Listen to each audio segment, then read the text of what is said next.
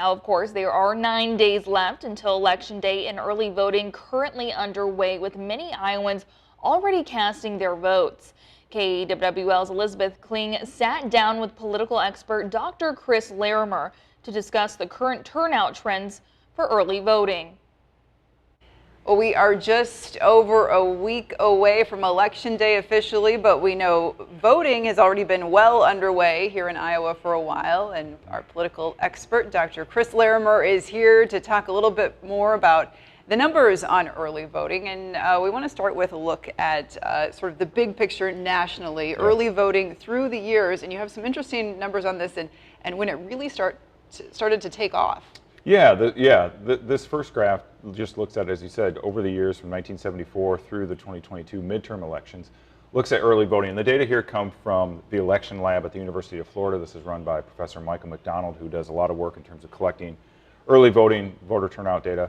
But as you can see there, it was trending upward, getting close to that 40% mark in terms of the number or the proportion of votes cast either in person or through absentee was about 40% of total turnout, leading up to the 2020 presidential election. And then of course we had the pandemic, and you see that huge spike in the number of, or the percent of voters who were casting their ballots through early vote. But a lot of that was driven by states sending out absentee ballot requests or sending out absentee ballots automatically during the pandemic. So it drops off a little bit in 2022, but you can see where we are and where that trend was. So even before the pandemic, there was that upward trend in the proportion of voters who were casting their ballots either in person, early, or through absentee. And where it stands right now for the 2024 presidential election is that about 32 million voters have cast their ballots either in person or absentee. There is a little bit of a partisan gap there, and that's been typical. At this point, it's about roughly 5 percentage points in terms of more Democrats casting their ballots early over Republicans, but that gap has narrowed in recent years. And so as you said, early voting in Iowa started October 16th.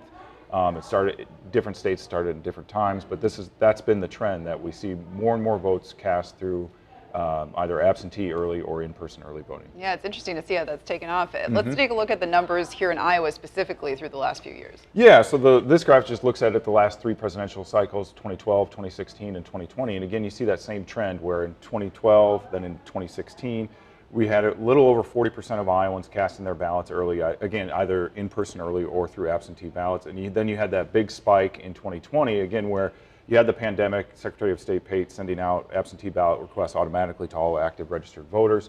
And we saw about 996,000 Iowans cast their ballots early in the 2020 presidential election. Now, I don't know that we're going to get to that mark necessarily this cycle, but you would expect that for the 2024 cycle that the proportion of Iowans casting their ballots early would be over that 40% mark. And where do the numbers stand as of Friday? We have the latest numbers on where early voting stands for this election. Right, and this comes from NBC News, and yeah, over 270,000 Iowans have cast their ballots either through mail-in voting or early in-person voting. Again, you see that partisan gap of roughly 4 percentage points that's been fluctuating a little bit throughout this election cycle. But again, that gap is narrower than what we've seen in previous cycles. But you think about that 272,000 mark where we are right now, just over a week out from the election.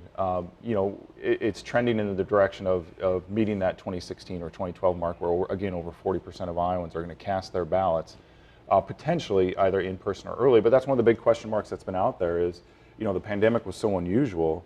Do we see people sort of going back to wanting to vote on election day now that they maybe feel more comfortable in doing that, or does it still continue that upward trend of more people casting their ballots early? Yeah, sort of that tradition versus convenience factor. Right, so we'll see how it shakes out this year. Yeah. All right, Dr. Chris Larimer, we appreciate your time as always.